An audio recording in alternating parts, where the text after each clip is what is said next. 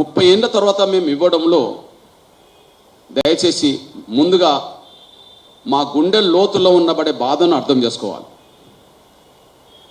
మా గుండె లోతులో ఉండబడే బాధను అర్థం చేసుకోవాలి. ఒకటి, వర్గీకరణ అమలు కోసం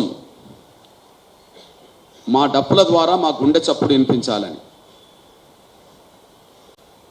వర్గీకరణ అమలు కోసం మా డప్పుల ద్వారా మా గుండె లోతులో ఉండబడే బాధను ప్రభుత్వానికి ప్రపంచానికి వినిపించాలని.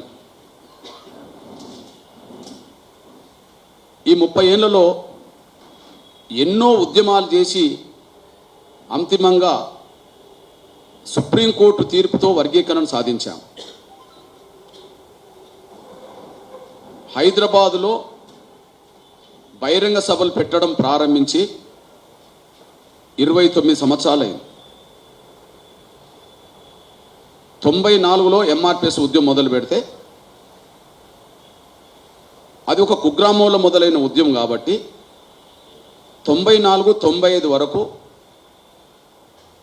ఉమ్మడి ఆంధ్రప్రదేశ్లో విస్తరించడం కోసమే, బోధించు సమీకరించు పోరాడనే స్పిరిట్ని దృష్టిలో పెట్టుకొని ఉద్యమాన్ని విస్తరించడం కోసమే 94, 95 వరకు పనిచేశాం.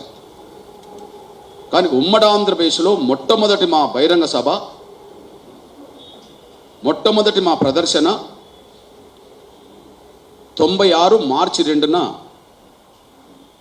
మాదిగ హక్కుల దండోర పేరుతో లక్షలాది మందిని సమీకరించాం.